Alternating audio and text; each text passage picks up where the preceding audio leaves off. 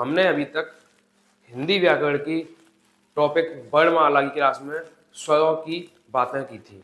ठीक है, तो हमने पिछली क्लास में देखा था कि हम स्वर के दो रूपों को देख लिए थे, एक तो मात्रा के आधार पर और एक जिह्वा के आधार पर। ठीक है, हम तीसरा रूप देखेंगे जिसे हम कहते हैं ओष्ठ आकृति के आधार पर, है ना। ये तो था, तीसरा था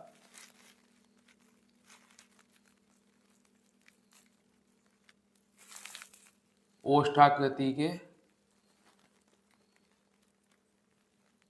आधार पर। तो ओष्ठ आकृति मतलब ओष्ठ किसे बोला जाता है? ओष्ठ बोला जाता है होठ को।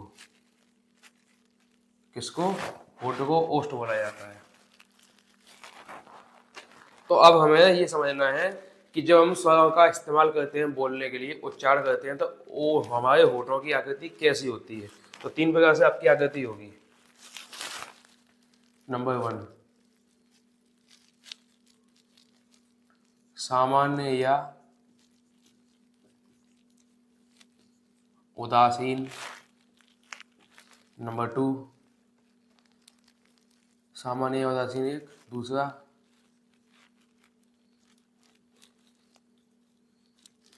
वृत्ताकार और तीसरा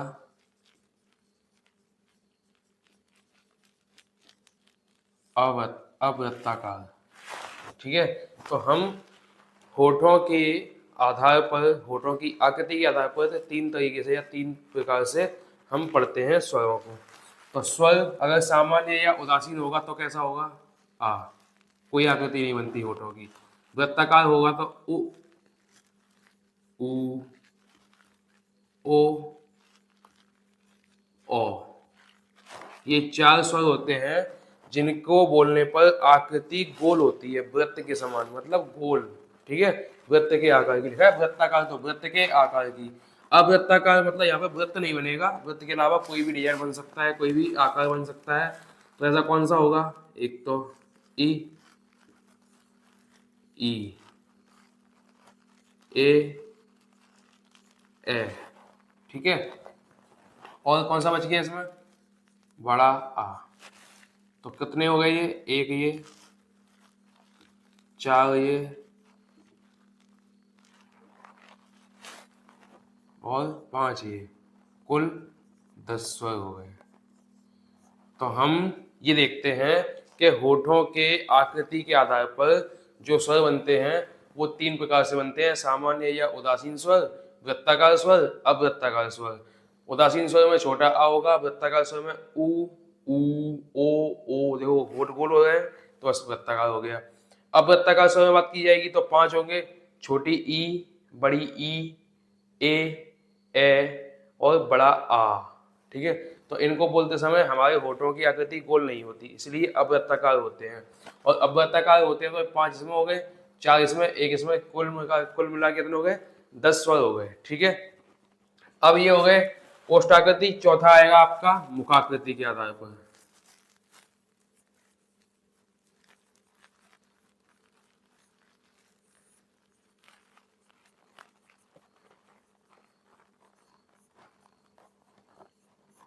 मुखाकृति के आधार पर ये हुए थे 3 प्रकार से, ये होंगे 4 प्रकार के। 4 प्रकार कौन कौन से? तो पहले मैं आपको सीधा स्वर की बात बताता हूँ। ठीक है, इसमें फिर उस स्वर के आगे उसका हम नाम लिख देंगे, भाई 4 प्रकार कौन कौन से हैं। तो पहला इसमें स्वर बनेगा आपका ए, आइयो। ये एक ट्रिक समझ लो आप इसको, ए आइयो, ए आइयो, मतलब किसी को बुलाना हो तो ए आइयो। तो इससे कौन सा निकलेगा? ये 4 प्रकार से। यहाँ पे छोटी ई, बड़ी ई, छोटा ऊ, बड़ा ऊ। यहाँ केवल बड़ा आ, और यहाँ पर आपकी छोटी ए, छोटी ओ। तो बचेगा कौन कौन सा? एक तो बड़ी ए बच गई, बड़ा ओ बच गया, छोटा आ बच गया। इस प्रकार से 3, 4, 4, 8, 10 हो गए। ठीक है, अब इनमें कैसे होगा भाई, तो इसको हम दे देते हैं नाम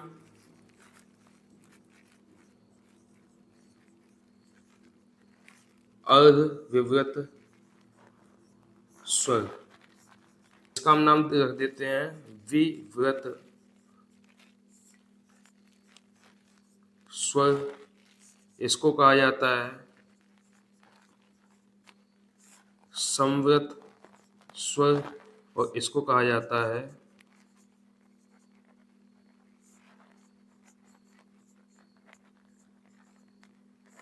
अर्धसंवृत स्वर। कैसे पहचानेंगे? और ये विव्रत, अर्धविव्रत, संवृत सब कुछ वृत्त के आधार पर है, उससे ज्यादा उससे हटकर कुछ भी नहीं है।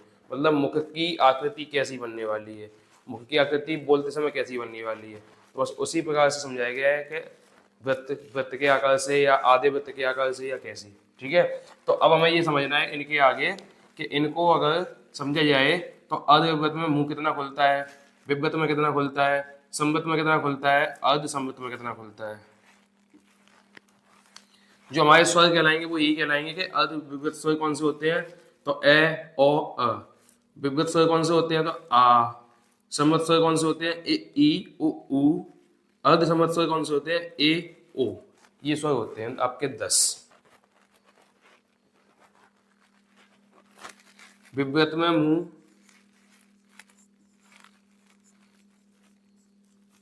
पूरा खुलता है, अर्धविव्रत में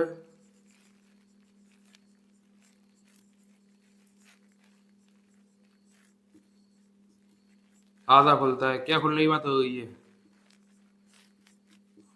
मुंह के खुलने की बात हो रही है, कहीं पूछने लगे जाओ क्या खुलता है क्या खुलता है। संवृत ना के बराबर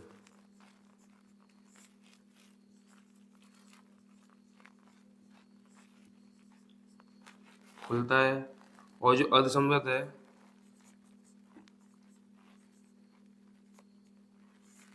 संवृत से ज्यादा खुलता है।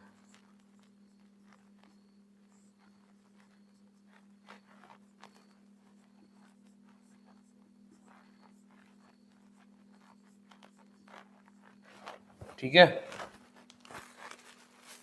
तो मुख आकृति के आधार पर स्वर 4 प्रकार के होते हैं, अर्धविव्रत, विव्रत, संवृत, अर्धसंवृत। इन चारों को आप ऊपर नीचे भी कर सकते हो, मतलब कभी इसको पहले लिख लिया, कभी इसको पहले लिख लिया, कभी इसको, मतलब कोई भी तरीके से लिख सकते हो। अब मैंने ऐसे क्यों लिखा है, क्योंकि मुझे ट्रिक बनानी थी।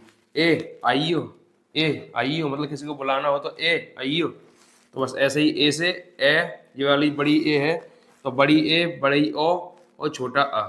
ये बड़ा आया तो बड़ा आ, छोटी ई से छोटी ई, बड़ी ई, छोटा ऊ, बड़ा ऊ।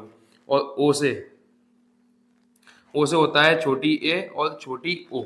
ठीक है, इस प्रकार हम विव्रत, अर्धविव्रत, संवृत, अर्धसंवृत को समझ लेते हैं और उनके मुख के खुलने के आधार पर इनकी गणना, इनकी विवेचना की गई है कि कितना कितना मुंह खुलता है, उस प्रकार से इनको ऐसी श्रेणी में रखा गया है। ठीक है, अर्धविव्रत की बात आती है तो ये आधा मुंह खुलता है इतना, मान लो इतना बड़ा है तो आधा खुलेगा। ठीक है, विव्रत स्वर होता है तो पूरा मुंह खुलता है, आ ऐसे करके।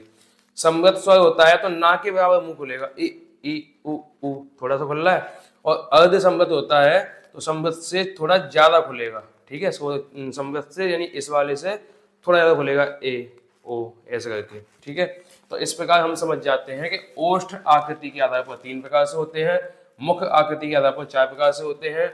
मुख आकृति के आधार पर स्वरों को मुंह के खुलने के तरीके से बताया जाता है और ओष्ठ आकृति के आधार पर स्वरों को ओठों के आकार के अनुसार बताया जाता है। ठीक है, तो ये इस प्रकार से ओष्ठ आकृति हो गई, मुख आकृति हो गई। अब बात आती है आगे जातीय आधार पर।